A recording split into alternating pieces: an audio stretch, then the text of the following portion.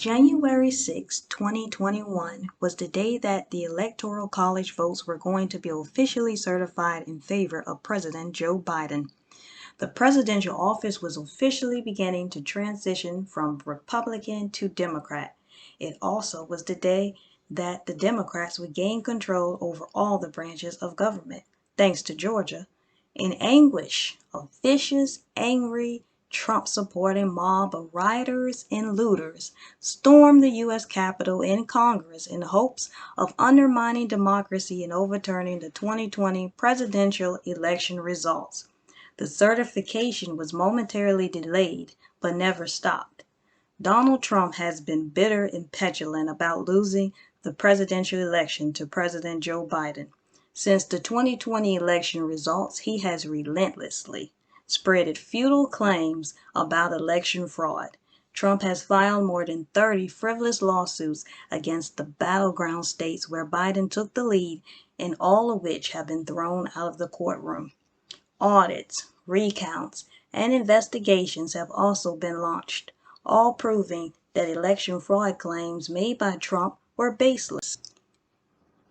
Even though Trump's election fraud claims have been debunked, his die-hard supporters can't seem to distinguish fact from fiction and are having a difficult time accepting the results.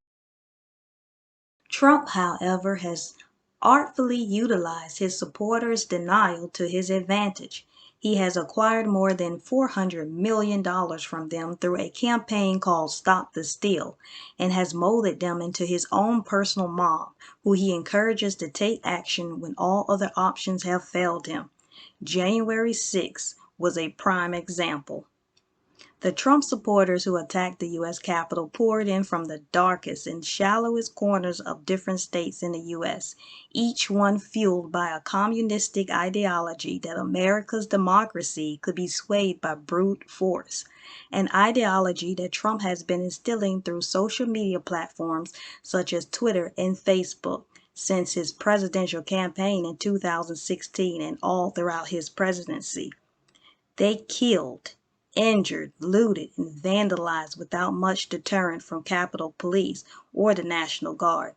The FBI, on the other hand, has been vigilant in finding the culprits involved in the Capitol riots. So far, more than 200 case files have been opened and 100 arrests have been made.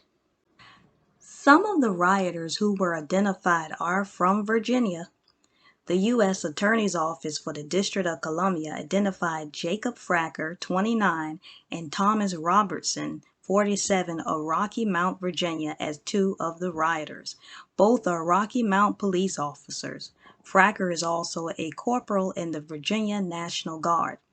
Robertson is an Army veteran with Ranger and sniper training. Fracker and Robertson were both off duty when they decided to storm the Capitol on their day off. In an effort to commemorate the occasion, the two police officers took a selfie of themselves flipping the bird in front of Major General John Stark's statue. It's unknown whether they were flipping off the statue or themselves since they were taking a selfie. In Fracker's FBI search warrant application, it reveals that video footage from the U.S. Capitol shows Fracker inside wearing a gas mask and a black hooded sweatshirt during the riots. His friend, Robertson, was wearing a black jacket. When they were taken into custody, the gas mask, black sweatshirt, and jacket were missing. Further investigation led to the two police officers' Facebook accounts, which revealed some damning information about them. The day after the riot, Fracker sent a photo of himself to a friend while he was wearing the black sweatshirt and standing in front of a statue that was holding a Trump 2020 MAGA flag. Then he sent his friend some videos of himself and told his friend Don't share these. Just thought you should know there's a hitter out here trying to make a difference at any cost. In the videos, Fracker could be seen wearing the missing gas mask and banging himself in the chest several times. He bragged to his friend, "It was wild, laugh out loud. I pissed in Nancy Pelosi's toilet." Fracker's siege of the Capitol seemed to bring back memories of his time in Afghanistan. He described the experience to his friend as amazing. Felt good to be back in the game. It was lit. On January 7, 2021, Fracker replied to a friend's comment on Facebook, "Freedom 2020, F commies, F tyranny, and F anyone in the way of a free America."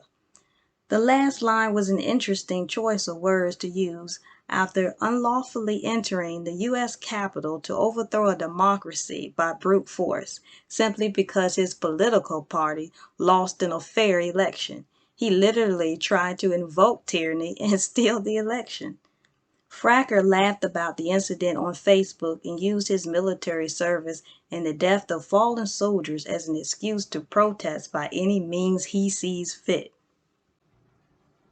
After investigating Robertson's Facebook page, FBI discovered that several of his posts seemed to reveal that he was beginning to unravel and he was reaching a boiling point starting late last year. He wrote, "Civility has left me. I'm tired of always taking the high road and being beat by those who cheat, lie, and steal to win, and then allow their media to paint me as the bad guy. I won't be disenfranchised. I'll follow the path our founders gave us. Redress of grievances already done. Civil disobedience here now, and then open armed rebellion. I've spent the last 10 years fighting an insurgency in Iraq and then Afghanistan. I'm prepared to start one here and know a bunch of like-minded and trained individuals." 10 days later, Robertson made a comment on a post. "Amen. The time is upon us to remind our government where their power is derived from." What the what did that statement mean? I would hate to be pulled over by this guy doing a traffic stop. On January 4th, he announced to his Facebook friends that he was heading to D.C. to peacefully protest. 2 days after he finished breaking and entering the Capitol, he went off the rails again, leaving a comment on a post. "Well, F you. Being nice, polite, writing letters, and sending emails hasn't worked. Peaceful protests haven't worked. Millions of Facebook posts, tweets, and other social media hasn't worked. All that's left is violence. And you and your friends on the other side of the aisle have pushed Americans into that corner. The picture of senators cowering on the floor with genuine fear in their faces is the most American thing I have seen in my life. Once, for real, you people actually realize who you work for." We say a similar thing about them as police officers. They need to realize who they work for when they're standing on our necks and shooting us in our beds. I digressed. Anyway, there's so many things wrong with that one post. A cop trying to cause an uprising and encourage violence. And here's another Facebook post by Robertson that's been floating around various news outlets. P.S. Here's the picture in question, and I am proud of it. It shows two men willing to actually put skin in the game and stand up for their rights. If you are too much of a coward to risk arrest, being fired, and actual gunfire to secure your rights, you have no words to speak I value. Enjoy your feel-good protest and fame. I'll simply accept a thank you for the very blanket of freedom that you live and sleep under. As you can see, both were proud, justified, and empowered by their actions. Robertson did reveal some egregious information to the media that may give insight into the numerous photos that surfaced on social media of Capitol Police exuding minimum to no efforts to deter the attacks. We were allowed by Capitol Police to be where we were and were given water bottles and told where we could go and where we couldn't, Robertson said. Robertson insisted that the infamous photo of him and Fracker were taken after the rioting had subsided. Nevertheless, it's difficult to believe this particular part of his story because it contradicts the incriminating social media post he made stating that he was willing to put skin in the game. All that's left is violence. I've spent the last 10 years fighting an insurgency in Iraq and then Afghanistan. I'm prepared to start one here and know a bunch of like-minded and trained individuals. And that CNN and the left are just mad because we actually attack the government, who is the problem, and not some random small business. The right in one day took the effing U.S. Capitol. Keep poking us. One of many posts that has since been deleted. However, before it was deleted, it was included in a criminal complaint that was filed in federal court. Vincent Velos, a U.S. Capitol special agent who wrote the criminal complaint, says that the Capitol was on lockdown at the time the photo of him and Fracker were taken and that their entry itself was unlawful. Fracker and Robertson each face federal charges for knowingly entering or remaining in any restricted building or grounds without lawful authority and violent entry and disorderly conduct on Capitol grounds. They were the first known police officers to be apprehended for their participation in the Capitol riot. The two officers will not spend any time in jail even after Robertson admitted to attacking the government, and they were released on $15,000 unsecured bonds. They're prohibited from entering Washington, D.C., keeping firearms, and banned from participating in any protests and demonstrations while on bail. The Rocky Mount Police Department has been nudging them off the force. Since learning of their involvement in the Capitol riot, the department placed them on administrative leave. On January 22, 2021, they were suspended without pay. According to the Daily Beast, the Rocky Mount Police Department are now asking them to step down by Tuesday, January 26, 2021, or be fired. The dynamic duo told the Roanoke Times that they're being accused of conduct unbecoming of an officer after their involvement in the Capitol riot. Robertson is saying that he is not leaving his job and that he will fight it every step of the way.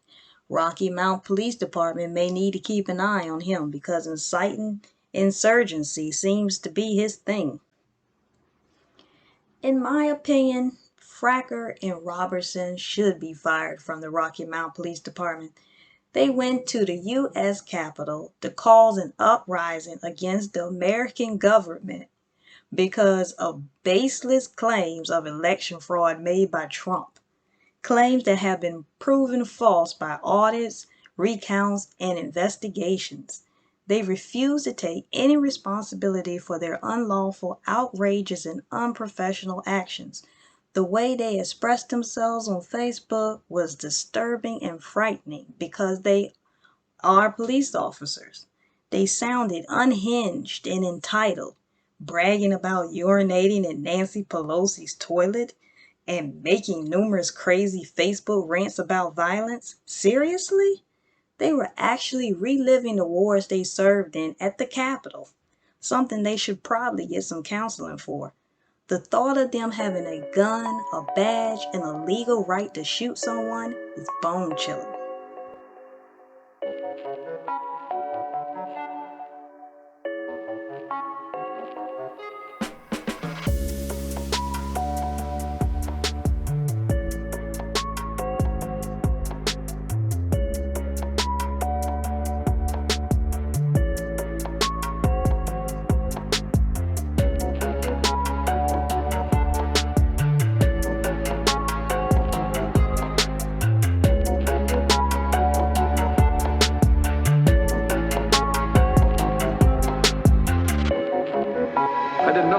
find the headline.